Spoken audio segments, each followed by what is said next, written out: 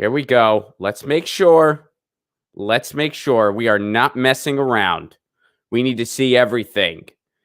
We need to see it all. We need to know that we are in fact live. We are in fact doing it. It looks like we're live. It looks like we're doing it. But let me just wait and see it. Let me just wait. Yes, I have seen it. I have seen it. It is good.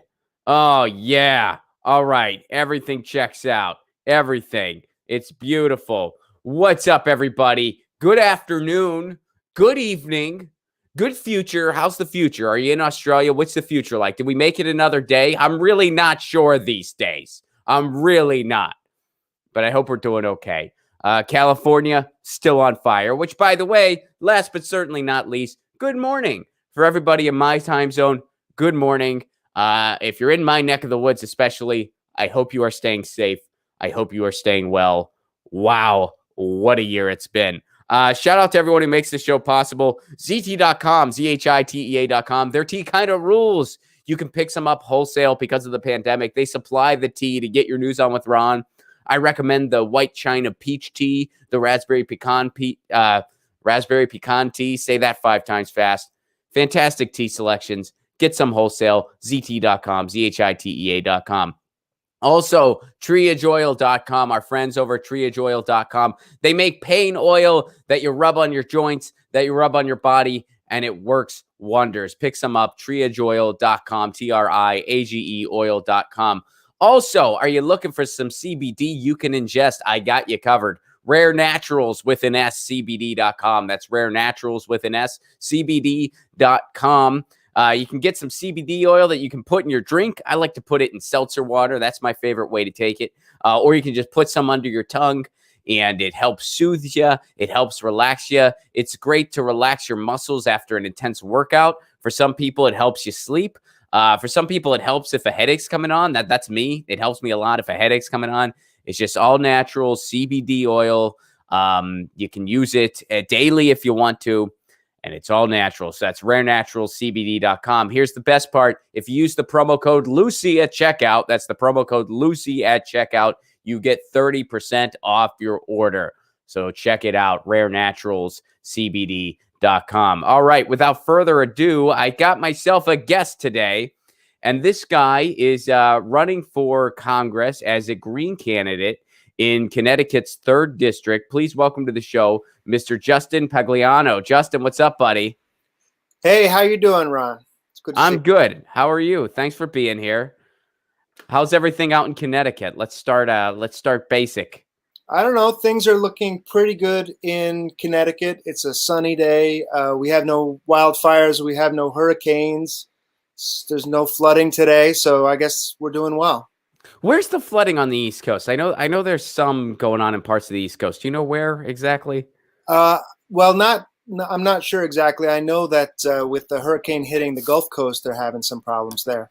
Okay, yeah, it's I just know in general, it's like if you're in the United States right now, there's fires to the left of you, hurricanes, and floods to your right. What a time.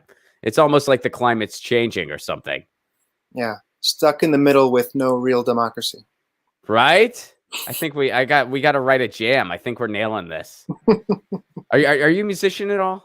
Yeah. What do you play? I play mostly keyboards in local bands, so I've covered that song lots of times, you know. Nice. Well, do you have a band right now?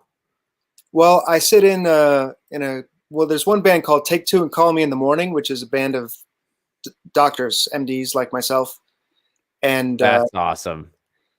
Yeah, I mean, you know, it's a lot of fun, and you know, they have really good vocals. A lot of these, the drummer is my pediatrician. Oh, brilliant! I mean, brilliant. for my kids. I assumed as much. Yeah. Well, I mean, a good keyboard player is always in demand, I feel like. I feel like good keyboard players and good bassists, they are always super in demand. If you can do one of those two things, you will always have work as a musician. And I guess we should put work in quotation marks because nobody really makes money from music. I mean, some people do, but it's not easy. So, but you will always at least have opportunities to play, rather. Yeah, until the pandemic hit, there were right. lots of opportunities, and you do get invited as a keyboard player. If you're a guitar player, you're in competition with a lot of other folks. Oh yeah, you're a dime a dozen. You're a dime a dozen, especially if you're a rhythm guitar player. If you don't buzz out, I mean that's where I fall into. I'm just like I accompany myself most of the time. I have very very average at best guitar playing skills, and I just sort of do my own thing. No one's busting the doors down to jam with me. Unfortunately, I wish that wasn't the case. Hey, it's just fun playing locally, playing in front of people. I'm not looking to become a national or international music sensation or anything, but it's just a lot of fun playing in a band. I played in a jazz band too. That's a lot of fun. The Shoreline Jazz Quartet. When do you think live performance will be back? Like back? I mean, I know there's some things we're able to do like outdoors and what have you, but when do you think it's going to be like back? Well, it's trickling back outdoors, Mm-hmm. but it's hard because you want to assemble a crowd, and that's dangerous. I mean, you can have masks, but people still need to keep their distance. So you can't have the same kind of fun we used to have with live music and live theater and all that. It's really tough time for performers right now. Yeah. Well, that's putting it gently. I mean, I think it's safe to say at this point, it's not going to be back to the way it was until there is a vaccine. And my guess would probably be like the second half of 2021. Yeah. I mean, I'm waiting to see what happens. I'm hoping maybe sooner, but it's really hard to know. It is. There's over 100, different vaccines being developed, but they take a long time to test, and you got to make sure they're safe. Mm-hmm. And that's course. almost the part that takes the longest. So, but I am optimistic that they'll come up with something that works. The vaccines have been around for a long time since, cowpox, stopping smallpox. Well, you're a doctor, man. So what are you waiting for? Get on this. How many have you developed so far? All doctors do the same thing, right? Well, I didn't work on this virus or that vaccine. The NIH has a nice capacity in their labs. They can just stop on a dime and switch what they're working on. The doctors who work at the NIH laboratories, generally people like myself who worked in academia, we have grant applications that we've submitted, and we have a specific job to do. So we're kind of set on a course, but you can change course and but you just have more flexibility at the NIH. That's all. So, all right, let's jump in. We're going to get to know you more later, but let's do a couple things happening in the news first. So this is going on, and I wanted to cover this with you, Justin, since you are running for Congress as a Green. The Wisconsin Supreme Court, let me get to the headline here. The Wisconsin Supreme Court keeps the Green Party off presidential ballot and allows ballots to be mailed on time. This is from CNN. So the Wisconsin Supreme Court decided on Monday, that would be yesterday, to keep the Green Party candidate, Howie Hawkins. They don't even bother putting his name in there. Yeah. CNN doesn't even give him a name.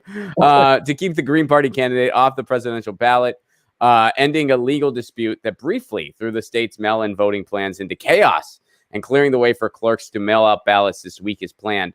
We would be unable to provide meaningful relief without completely upsetting the election, the Supreme Court wrote in its 4-3 decision. Now, here's what's interesting here.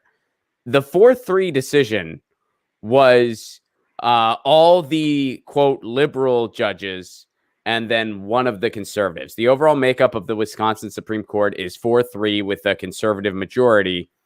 The ruling of this was 3 liberal judges, all 3 liberal judges going against putting the Greens on the ballot, and then one conservative joining them for the 4-3 decision. And this is what happens. And again, here is yet another statement. In most, or at least what we're taught with the idea of the United States, is that the purpose of the court system is to uphold the law. That's it. Yet in the United States, it is used constantly as a political football, and we have accepted this as normal. Mm-hmm. Yeah, I mean, there's legal action going on all over the country. A lot of politics is now being fought in the courts. The parties are using the courts as a political weapon instead of going out to people and promoting their ideas and trying to win their votes and, campaigning. A lot of the parties, because they have the resources to do this, the big parties, No kidding. they hire large teams of lawyers and go after, any lever of power that they can push on. Imagine just for a second, and man, we're really dreaming hard here. What if the Democratic Party spent as much effort trying to get Green Party votes as they did trying to keep them off of a ballot? Right. So, I mean, that leads me into the issue that I like to talk about almost nonstop, which is ranked choice voting, which I know Good call. I know you're familiar with it because you've covered it on your show. And I don't think anyone should mention third parties without mentioning ranked choice voting in the same breath, because ranked choice voting is the simple solution to the spoiler effect. It gets rid of the spoiler effect. You know this. I'm sure many of your listeners know this, but a lot of people don't. And there's still a lot of fighting among progressive Democrats versus Greens that doesn't need to be happening. They don't need to have these fights, because with ranked choice voting, people could rank Green first, rank Blue second, and if the Green doesn't win, the vote goes to the Democrat. Mm-hmm. And there's no spoiler effect, and you haven't tipped the election. And the message from the Democrats, instead of how dare you, destroy our country by helping the Republicans, how dare you, all the voter shaming, the message becomes, hey, well, I know maybe we're not your first choice, but maybe we can be your second choice. And so it changes the whole dynamic, so that the, instead of going from fighting, it goes to looking for areas of commonality and overlap. Yeah, I mean, and actual alliances and what have you. And I agree with everything you just said. The one thing I would add to it is I genuinely have come to despise, even more than I always have, the whole notion of spoiler effect. And I understand that's like the language we're all conditioned to use. I get that, but it is so like genuflecting to the ruling class when you really think about it. Because first of all, it assumes that the Green Party isn't its own political party that has its own base and its own voters. And it just assumes that the Democrat is just entitled to those votes. Oh, if you vote for the Green, you're not a Green Party member, or you're not someone who wants the Green Party candidate. You're someone who is taking a vote from the Democrat who was owed your vote. Yeah. They were owed it.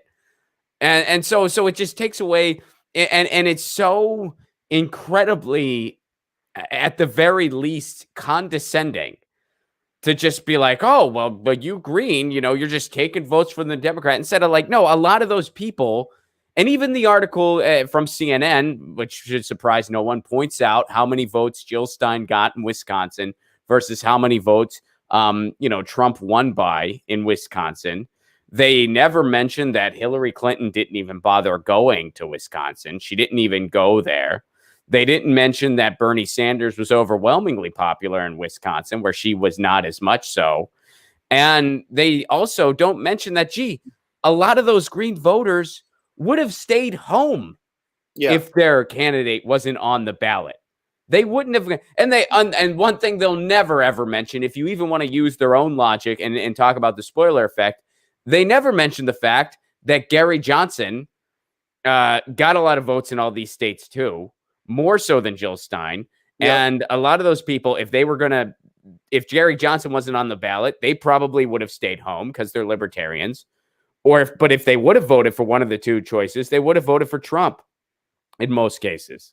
Yeah. So, I mean, it's just such nonsense, no matter which way you look at it. Even if you use their own logic, it makes no sense. And also, you have to ask yourself, what are you accusing third and marginalized parties of spoiling? What are they spoiling? They're spoiling a duopoly where both parties are owned by the same people, so they do the bidding of the donor class while telling public opinion to piss off. They're spoiling that. Gee, I would hate to see that be spoiled. it's such an awesome system. I'd hate to see that spoiled. Breaks my heart. Anyway, Justin, over to you. Sorry, I got on a tangent there. Yeah, no, I mean, look, I think the reason, I mean, the term spoiler effect probably isn't the best term. And it's one I only use because people are kind of familiar with the concept, and it's a little hard to explain why ranked choice voting is better. Yeah, no. And just to be clear, I wasn't like directing that at you. I was just adding on to what you were saying. I know that's not what you were implying. I mean, you're running as a green yourself. I'm just.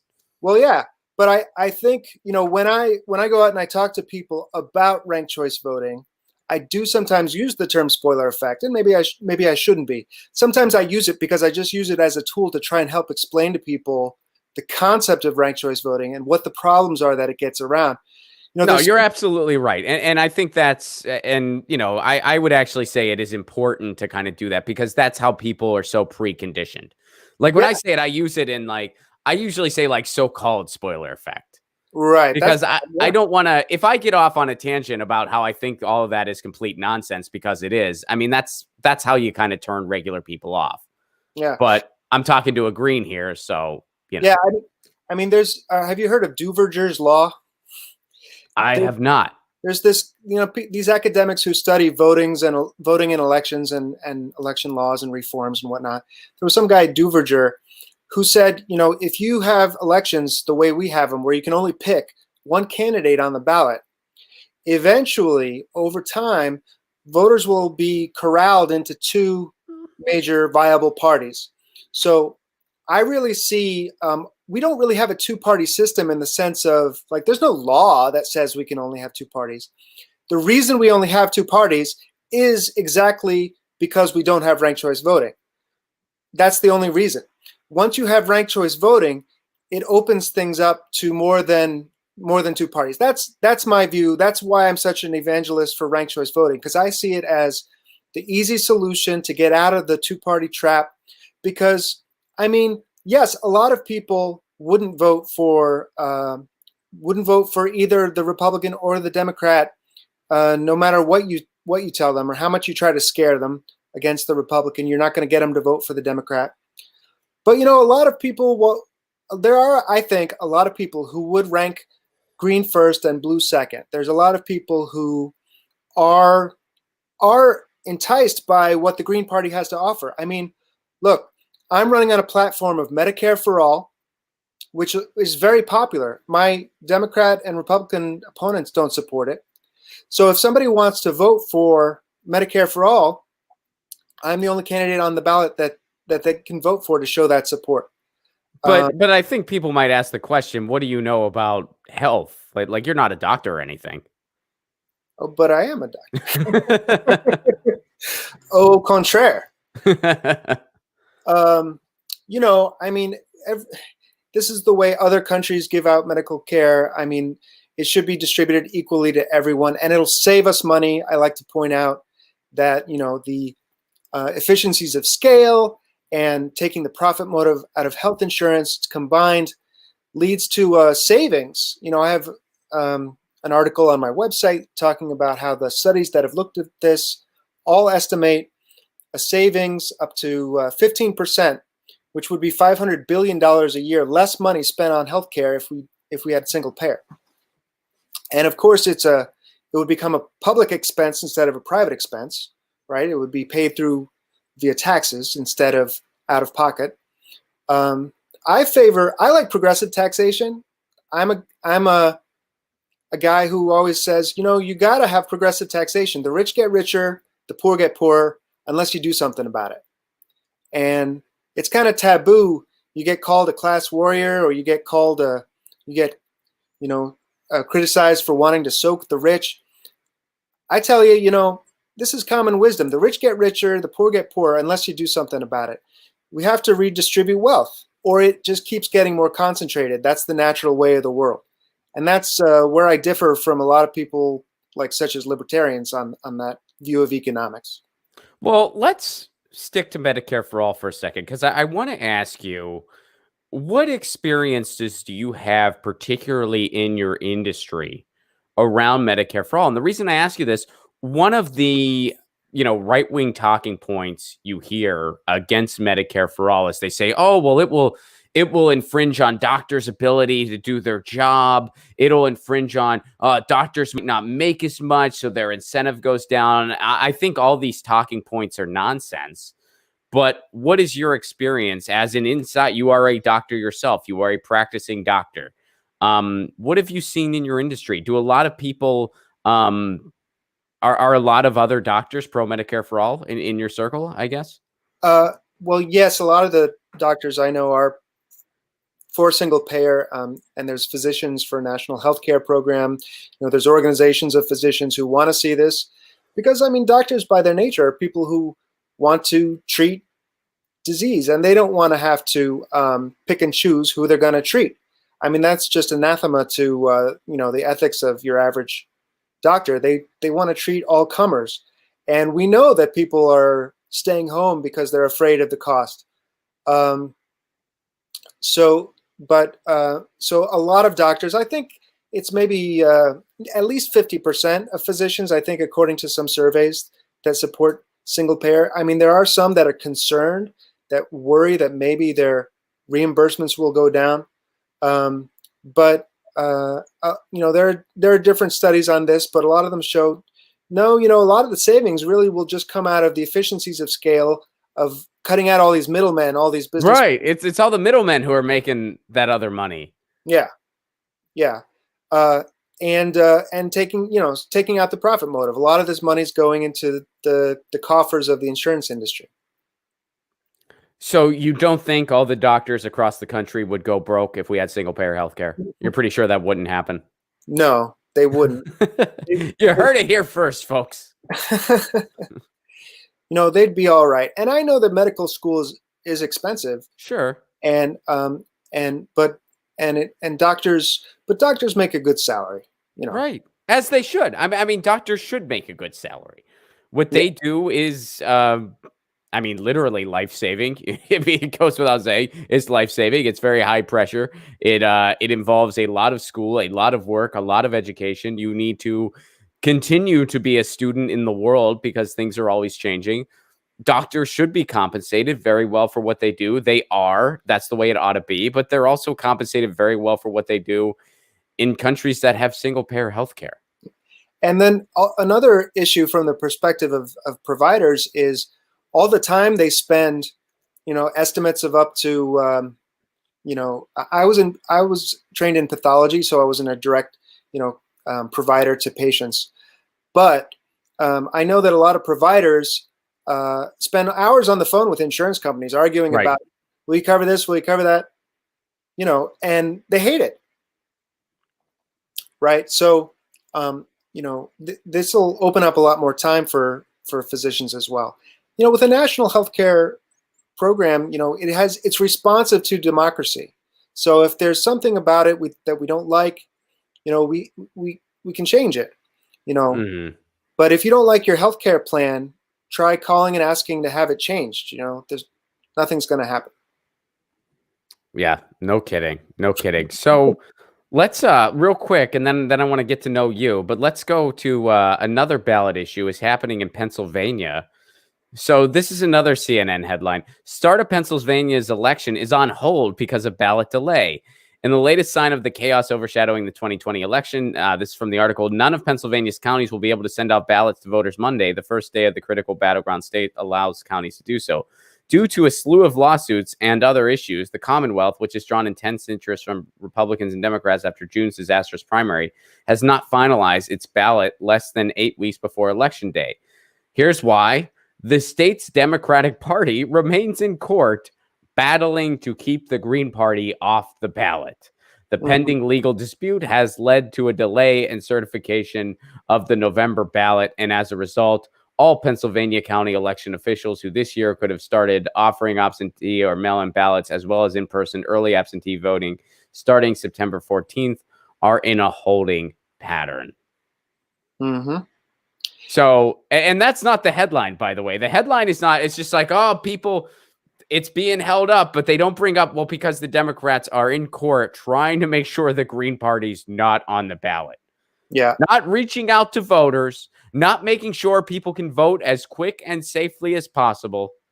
I mean, the Democratic establishment, with all their resources, they would rather spend time in court trying to keep the Greens off the ballot than show up to a meeting and try to form an alliance. Yeah. And nothing's, I mean, hey, I know a lot of Greens, yourself being one of them. I know a lot of Greens. They're generally a very welcoming bunch. I don't think there's any law that the Green Party wouldn't let somebody from the Democratic Party say their piece. They would. They want more opportunities to debate issues. Usually, I mean, 90% of the time, the Greens are the ones being excluded from everything. Yeah. I mean, there are barriers to third parties in every state that make it hard to get on the ballot. Me getting on the ballot was really difficult. I took over 200 hours of man hours of work, however you want to say it. About half of which I had to do myself because I needed over 2,000 signatures. And it takes, if you can only get, maybe 20 signatures an hour or 10 signatures an hour, that's 200 hours of work. So, there are such barriers. I like to always bring things back to ranked choice voting. I sound like a broken record, but I really think that with ranked choice voting, the Democrats would lose a lot of their they would change strategy. They would lose a lot of their motivation to try and keep other parties off the ballot because that would anger voters who they want to court as a second choice. Right. Because the Democrat right now, they can be antagonistic towards progressives who think about voting green. They can be antagonistic towards Greens because they think, we can live without them. They're not going to vote for us anyway. But with ranked choice voting, if they want to be somebody's second choice, all of a sudden now it turns around and they're trying to court you. Mm-hmm. They're trying to win you over, and they'd love to be your first choice, but if they can't, they want to at least be your second choice. So it just I think really would change things so much for the better. The two parties going back and forth is a catastrophe. To win in a two-party system, all you have to do is be a little bit better than people's one other choice. Right? Yeah. And that's how the duopoly continues, because it's like the Republicans are just gruesome beyond comprehension. Noam Chomsky describes them as one of the greatest threats to humanity. That is an accurate description. Yeah. The Democrats are so weak and ineffective.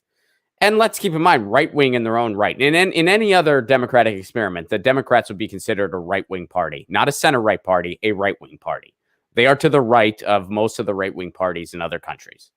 Most of the mainstream right-wing parties in other countries. Well, I tell anyone who will listen that they should read, Listen Liberal by Thomas Frank, which I know you're familiar with. And that was one of the books that really kind of helped open my eyes. It took longer than it should have, but, I was always a Democrat, and I always kind of thought, well, they're trying. But you know what? They're not always trying that hard. They really don't always have the back of the little guy. And they made a conscious decision under Clinton with the Democratic Leadership Council to make this turn towards the right that would help them get more money from donors. And they deregulated Wall Street in 1998. 10 years later, we have the financial crash. They passed NAFTA against the screams of the union leadership. La la la la. Don't care. We're passing NAFTA. And they did it again. We got another NAFTA. They gave Trump another NAFTA. Yeah. And Trump is a nightmare beyond comprehension, but he wins over some voters by making this argument that he's going to improve our trade laws and try and bring jobs back. And the thing about Trump is he never means anything he says. Right. But the point is, that's a message that voters are receptive to because they know. That's why he won Michigan. That's why he won Pennsylvania. That's why he won Wisconsin. And I mean, I think I think there's a valid chance he's going to win them all again. I mean, you know, it's. Here's the thing. Sad but true. It's sad but true. I mean, whenever you kind of just are jolted away, because the way I describe it to people, it's, you know, I never felt, you know, I was politically just apathetic when I was a kid. Like I didn't really get into politics until my freshman year at college. And once I kind of, you know, had my political awakening, I just kind of identified as a pretty big lefty. I realized the media was a scam. I realized that, you know, like the way our country was run was very problematic. And I, you know, I read stuff like Noam Chomsky. I read stuff like, you know, later on Saul Alinsky and stuff like that. But I would always kind of vote Democrat because it's like, well, this party is a more incremental way to get to the type of world I want to see. And then the way I like to describe it, in 2016, it's not like, oh, the Democratic Party doesn't want me anymore. It's more like, oh, all of my worst suspicions about the Democratic Party are true, and then some. It's not, I mean, that's why whenever they make this argument, like, oh, come on, let's unify our party. Like, whenever, like blue, no matter who people say that, I'm just like, look, people like me, we never felt at home in the Democratic Party. We always felt politically homeless. We just, we just kind of realized, like, you know, we are the types of policies we want, the types of things we want to see in this country. We're not really represented on the ballot, or if we are, it's via a third party and a marginalized party like the socialists or the Greens. We've just accepted that, but we would kind of go, okay, well, the Democrats, you know, might have a more incremental vision of the type of world we want to see. And then the mask was ripped off in 2016, where it's like, oh no, they despise you more than they despise the right. Because the thing that they love the most is the status quo, because the status quo allows their little duopoly game to exist. And whether they win or lose, the gravy train keeps rolling. So they hate you more than they hate the right and the Republicans, because at least they got the duopoly status quo in common with that camp. And all of your worst suspicions were proven correct. And once you realize that, well, the Democratic establishment, not the base, not the people, but the establishment, their first priority is not winning. It is keeping the donor class happy. It is keeping the Wall Street happy. It is keeping the big banks happy. That's priority number one. They've openly admitted that. They've admitted in literally as many words, they'd rather stop Bernie Sanders than beat Trump if they had to choose. Yeah, I mean, it's more important they stop Bernie Sanders. And once you see that, you can't unsee it. Yeah, they want to keep that campaign cash coming in from Wall Street and big pharma, and they're addicted to it now. They rely on it, and if they can't win this election, you know, maybe they'll win the next one, but they're not going to give up their whole business model, because they want that money. They need that. If they're not going to use it to win this time, maybe they're going to use it to win next time. If they're not going to blow up their whole business model, and suddenly, you know, if they suddenly call for Medicare for all, they're endangering that whole revenue stream. So this discomfort that a lot of Democrats feel being in the Democratic Party is become to a boiling point. I agree. It seems like a moment in time when it's just become impossible to bear. I know for me, it just became impossible to bear this year, and I just can't do it anymore. And I said, I'm going to do what I always wanted to do and join the Green Party. To hell with it, to hell with it. Because well, let's talk about you. Let's jump into you then. So, are you from Connecticut originally? Did you grow up there? I grew up in Shelton, and then I spent my dad worked for Sikorsky designing helicopter blades. And then I spent some time in Cincinnati as well. And then I came back to the East Coast for school. And I've now lived in school. I went to Brown undergrad and Brown. You're smart. You're really smart, Justin. You're an Ivy guy. I don't know. I test well, at least. I don't know. So, all right. Well, then let's talk about your political awakening then, and then I want to get into what led you to run for Congress. I want to get to know you. So, when did you start to form your political views? Like, what were you younger? Were you older? Were you in between? Well, I always kind of, I voted as soon as I could. I kind of grew up under Reagan. I just remember, not liking Reagan and just feeling that Reagan was, a tool of the rich. And it's kind of my view of the Republican Party has always been that they're kind of an instrument for the rich and powerful to hold on to their wealth and power. And that's still what they are. I think that's what they've always been. But of course, you can't market yourself that way. You have to, appeal to voters on social issues, or, fool them into thinking that you're going to cut their taxes just as much as they're cutting their own taxes and things like that. Right. But I always saw the Democrats as being the good guys. This was my young kind of, now I understand, more naive and simple-minded understanding of politics. There's the bad guys and the good guys. Right.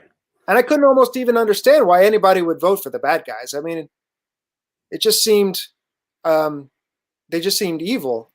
But as I got older, I can kind of understand why some people will vote for the Republican Party. At least they have good intentions. I don't know that the people they vote for are actually going to bring about what they want.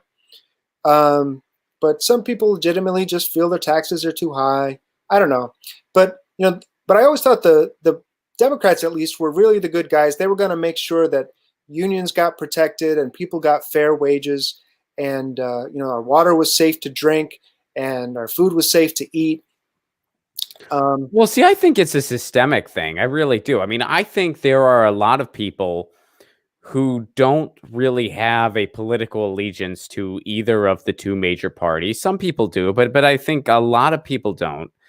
And I think you just have this cycle where the Republicans are very gruesome, and a lot of people that they see those gruesome elements, but they're thinking, well, maybe I'll get a tax break, maybe I'll get this, maybe I'll get that. And they don't really want to vote for them, but they took a chance on Democrats in the past and their lives didn't get any better.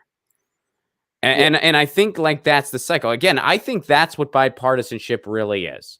Bipartisanship is the Democrats are going to be so ineffective that the Republicans will still be able to win. And the Republicans are going to be so gruesome and horrific and disgusting that the Democrats are going to occasionally be able to win. And the Democrats are very stern in their messaging. They're a lot tougher. They exert a lot more power in rhetoric. So the Democrats are just inherently pathetically weak, and it's by design.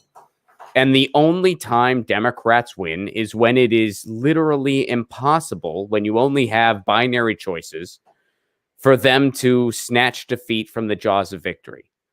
That's why, I mean, in 2018, I mean, yeah, there were some wins, but it was not an overwhelming quote unquote blue wave like some people were claiming it was. It certainly wasn't. I mean, yeah, they got a small majority in the House. Yeah. They didn't get the Senate, and the wins they got were just inevitable. I mean, you could have run a stale ham sandwich against the Republicans and won.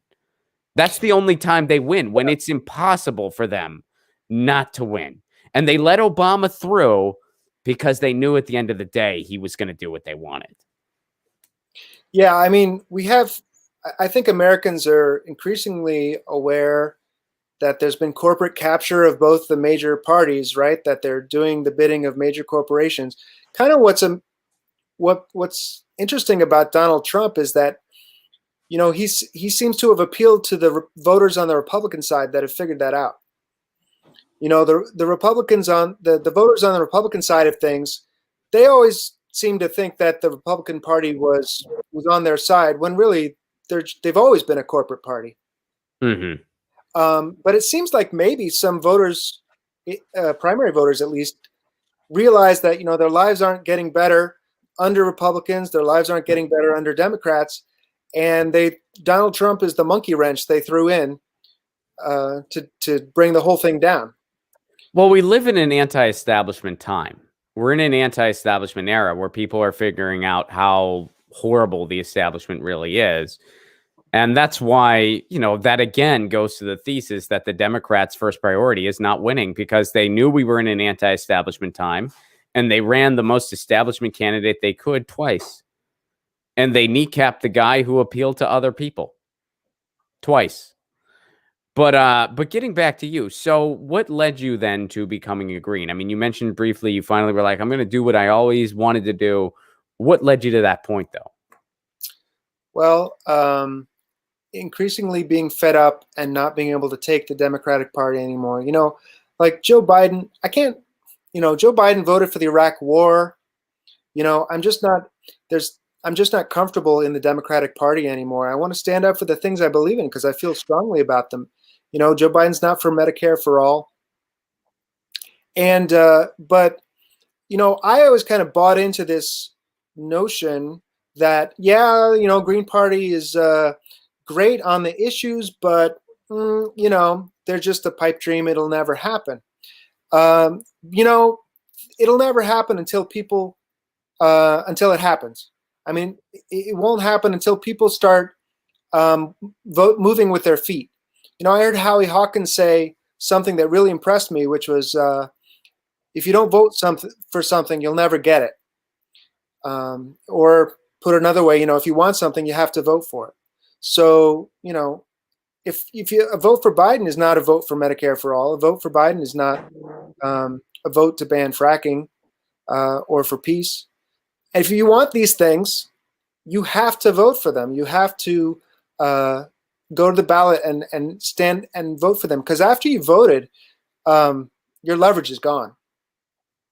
So I decided that, with ranked choice voting, I realized the Green Party can become viable. And I don't care if there's movement for a People's Party, Green Party.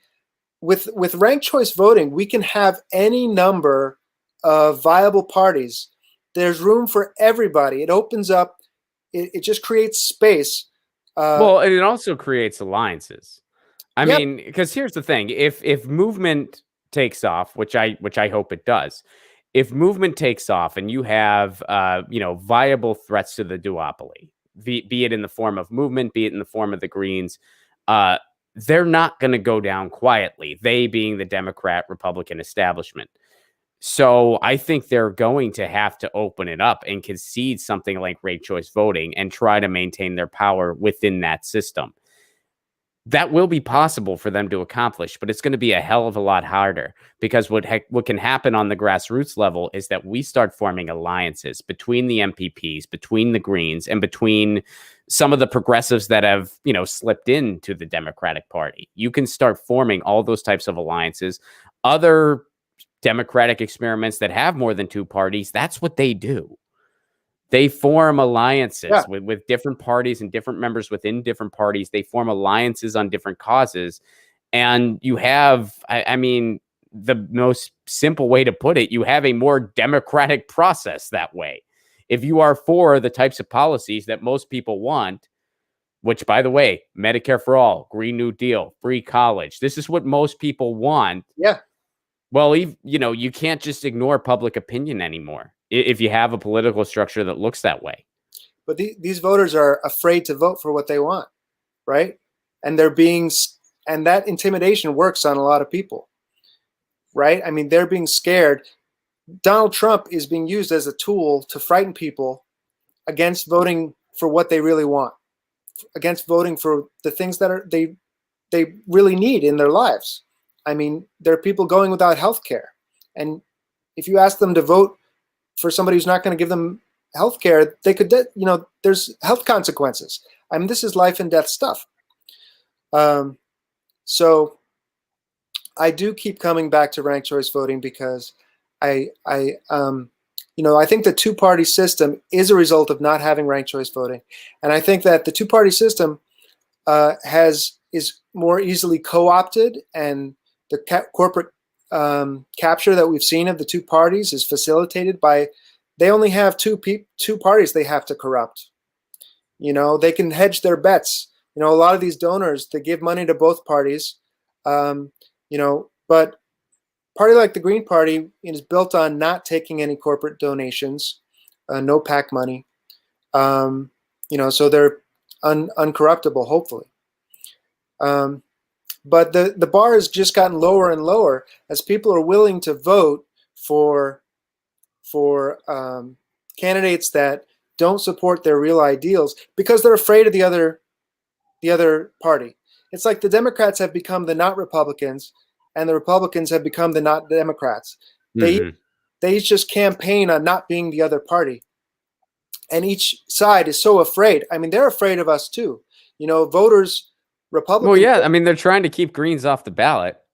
Yeah, they're making all this effort to keep Greens off the ballot, and there are a lot of down ballot Greens that I am a fan of that I want to see do well.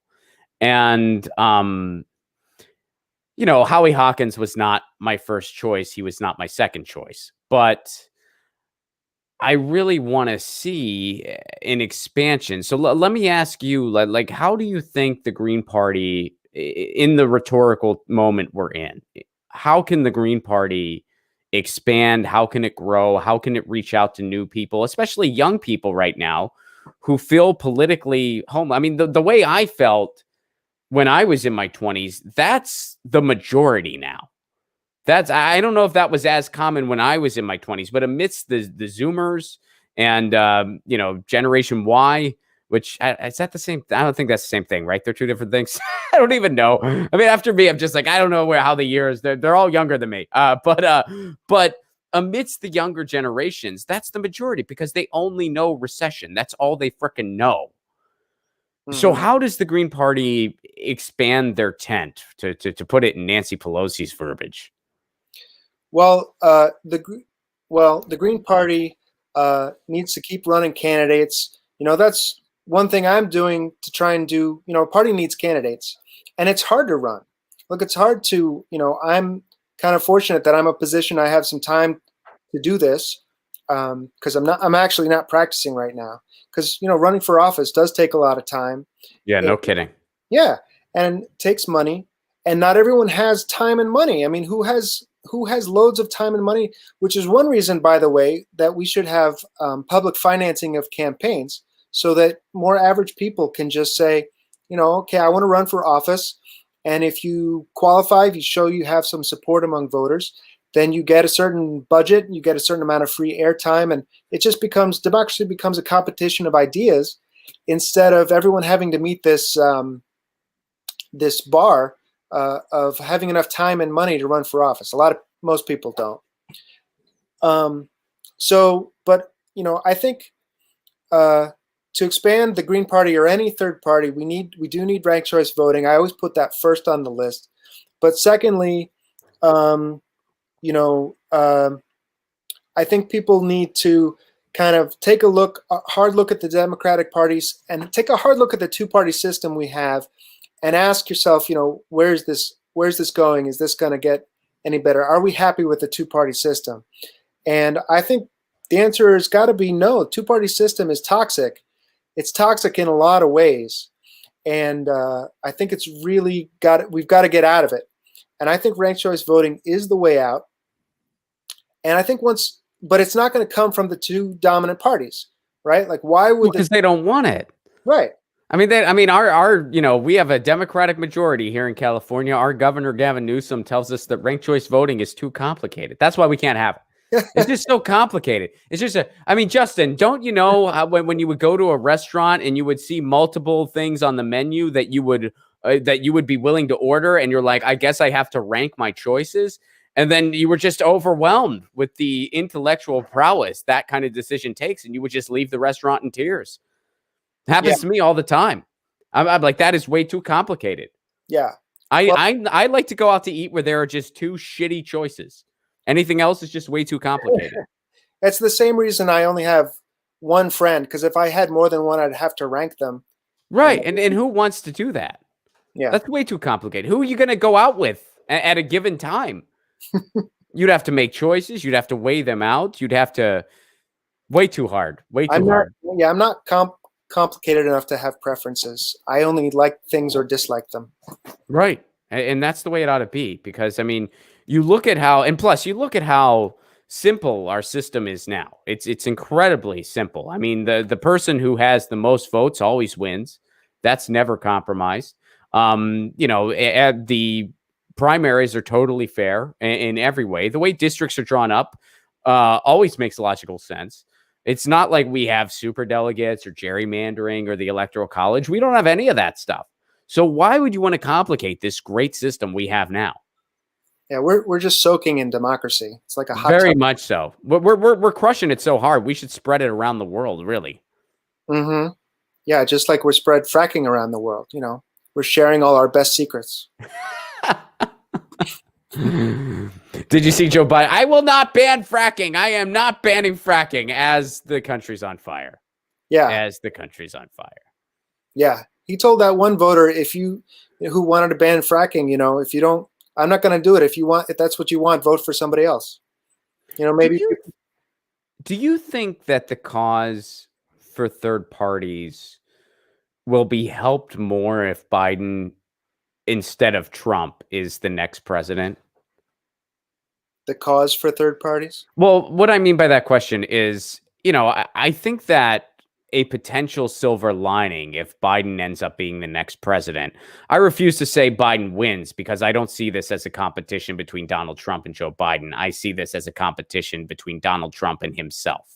The only way Biden will win, quote unquote, win this election is if Donald Trump beats himself. But if Biden is president, I actually think, because he will not, quote unquote, be pushed left. I mean, if we're going to push him left, I don't see that happening. But I think because of that, I think more people are going to be open to a new electoral solution to this duopoly, where I think that if Trump is president again, the orange boogeyman is going to scare people more and more into saying, let's not rock the apple cart, because this guy's a fascist, and this guy, we gotta just stick to the Democrats because they're the lesser evil. Well, yeah, I think people, do learn from experience with the Obama presidency.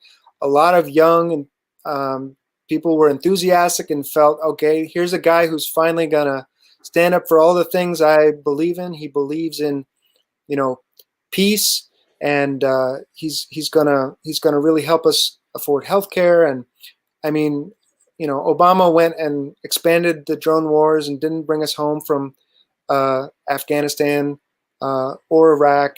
And, I think people getting burned like that, they're not going to want to go back and fight for that party anymore. I think a lot of people are just losing faith in the party. And so another round of that could happen with a Biden presidency, right? That makes a lot of sense. But I think it's a dwindling number of people who are enthusiastic about the party to begin with. But But I guess there are some people who are enthusiastic about Biden. I haven't seen them, but if there are, they're probably gonna, be bitter. Dude, I live in Southern California. I've seen like 2 Biden signs, like 2 of them. I mean, it's not an election. I mean, it just isn't. We are literally watching Donald Trump go up against himself, and Donald Trump is such an incompetent human being that he may in fact beat himself. It's possible, because of this pandemic, he might beat himself. But I mean, this is just a scam. I mean, you just try to see the silver linings where they may or may not exist. Yeah, the enthusiasm on the outside the Republican Party for people who are enthusiastic is not for Biden, right? It's against Trump. People just hate him with the fire of 1,000 suns, and they want to see him gone. And Biden is seen as their only chance. And I think, unfortunately, a lot of people, once Trump is gone, they might stop paying attention. People who are kind of, loosely paying attention to politics, a little bit in and out. See, I think I actually don't buy that this time around. I know in 2016 that was, that was something that people brought up. And I think that was a valid point, because when Obama won in 2008, a lot of people just went back to sleep. People realized how horrible the Bush years were. And then Obama came in, and it's like, oh, everything's fine now. And then he campaigned on a center left platform. He delivered a right wing one. He, just didn't really keep any of his promises, really. And people just felt burned by that. And a lot of people took a chance on this snake oil salesman who was Donald Trump because of it.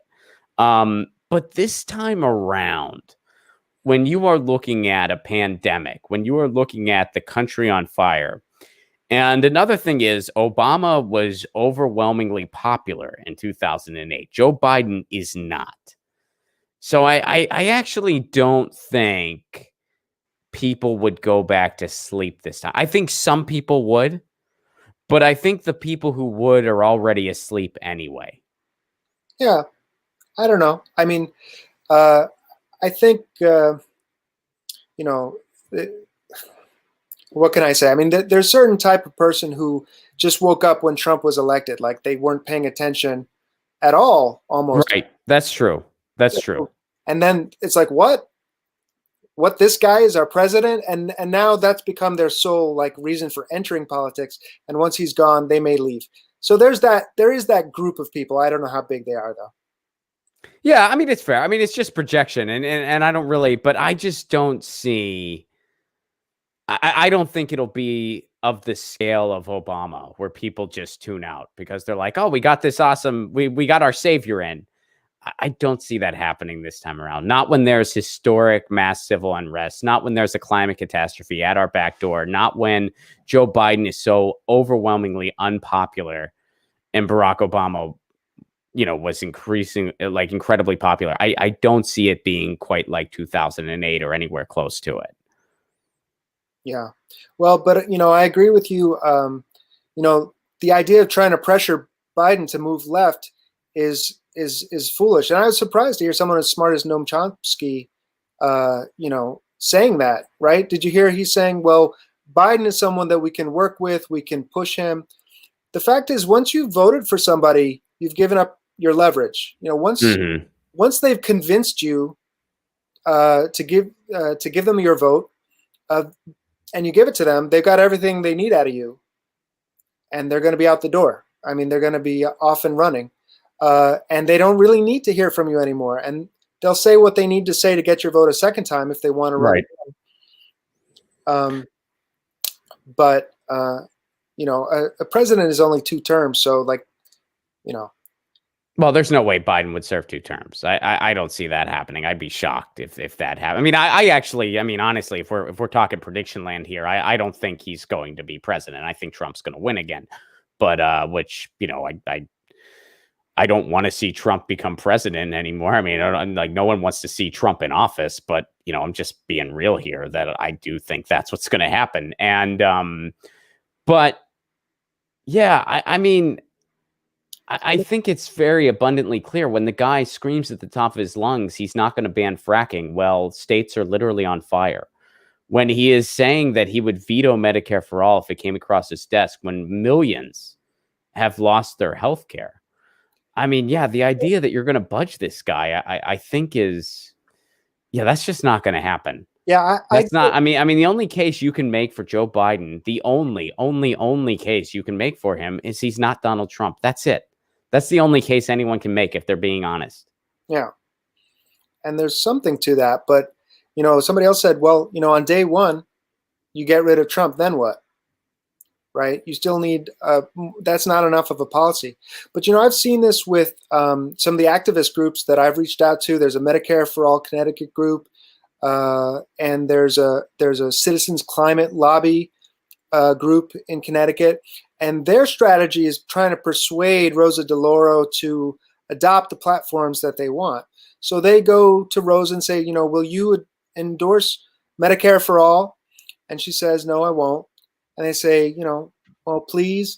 And she says, no, I won't. And then they go around and they try to show her that there's going to be support, that there's real support for this. So they go to the towns and get them to pass resolutions, right? The city of New Haven has passed a resolution calling for Medicare for all. The city of New Haven has passed a resolution calling for, to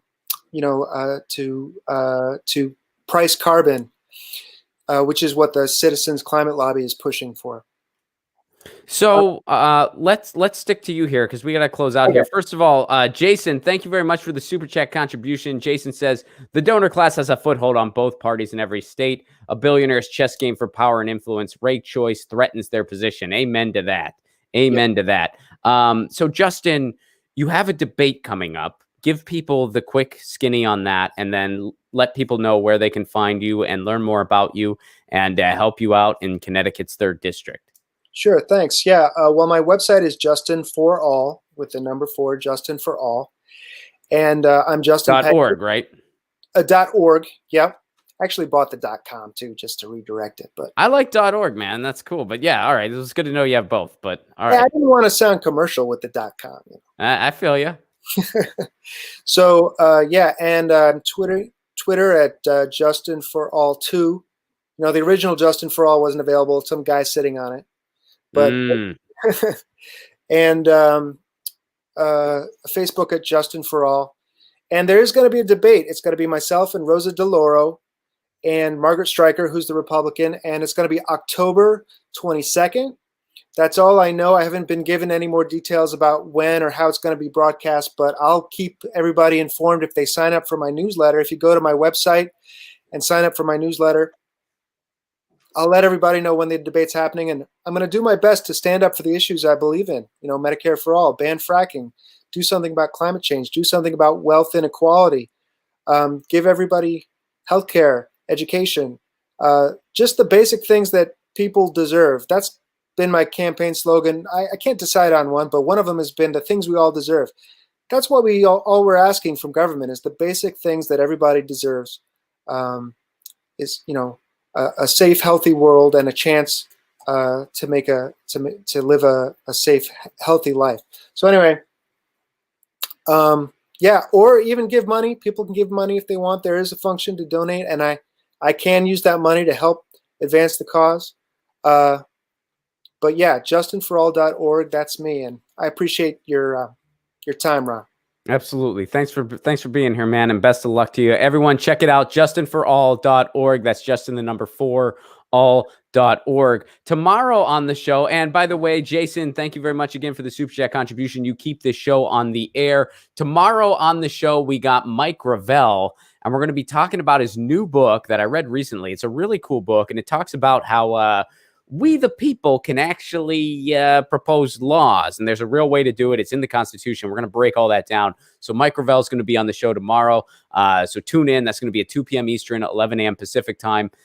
In the meantime, you know the drill. Lucy says meow. I say peace. Peace.